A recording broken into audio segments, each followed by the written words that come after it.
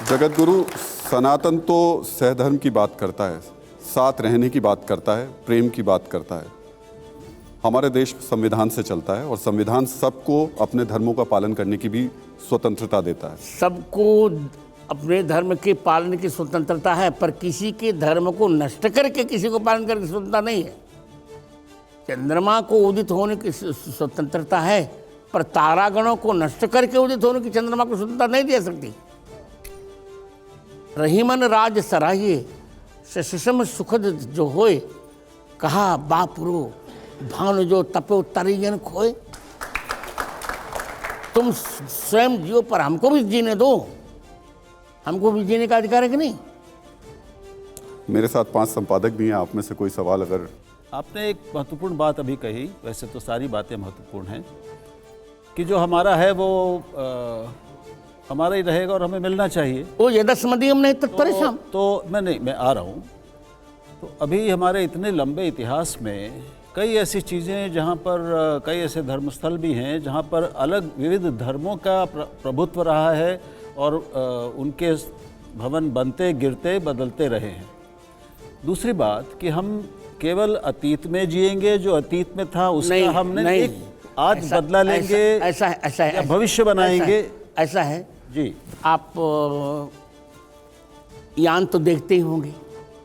यान में होता यह है कि एक दर्पण होता है, वो आगे चलते समय पीछे दिखाई पड़ता रहता है।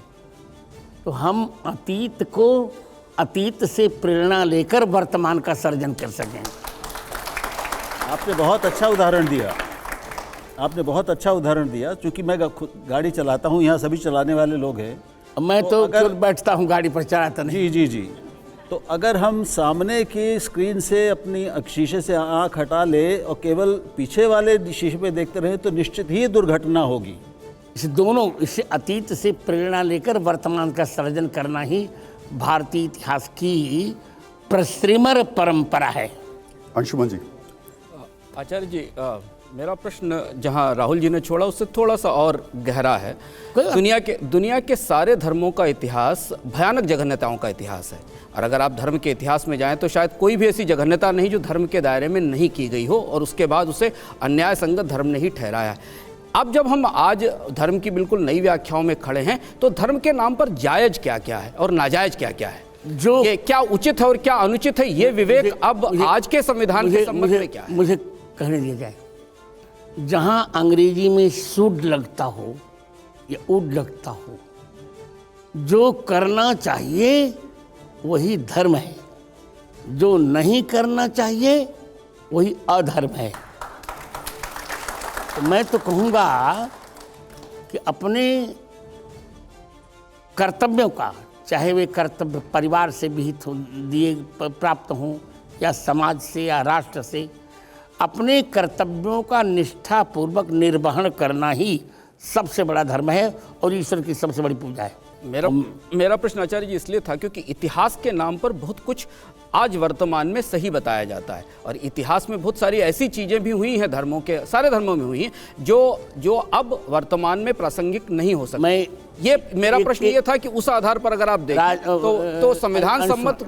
अंशुमान जी, मुझे बोलने दिया जाए, इतिहास है क्या,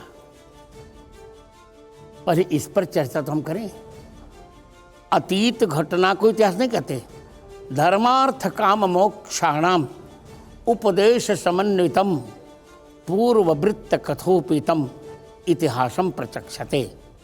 धर्मार्थ काम मोक्ष के उपदेश से युक्त पूर्ववृत्त घटना को इतिहास कहते हैं।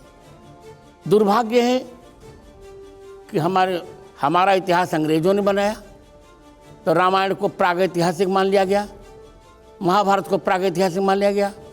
इतिहास शाश्वत सत्य की व्याख्या ही इतिहास है।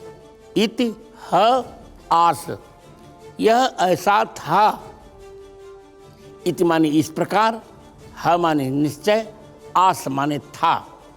अर्थात जहाँ पूर्ववृत्त घटना को प्रामाणिक प्रस्तुत किया जाता है उसी प्रस्तुतिकरण को इतिहास कहते हैं।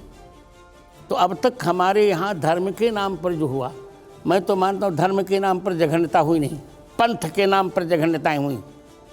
धर्म तो एक ही है, सनातन धर्म। सनातन धर्म के नाम पर कभी जघन्यता नहीं हुई, कभी अत्याचार नहीं हुआ, कभी हिंसा नहीं हुई। पंथ के नाम पर हुई होगी वो जाने। मजहब में और धर्म में बहुत अंतर है। मजहबों के नाम पर जो घटनाएं हुई होंगी उनका उत्तरदायी मैं नहीं हूँ, पर मैं मानता हूँ कि सनातन धर्म के नाम पर कभी भी किसी भी प्रकार का कदाचार मैंने नहीं देखा।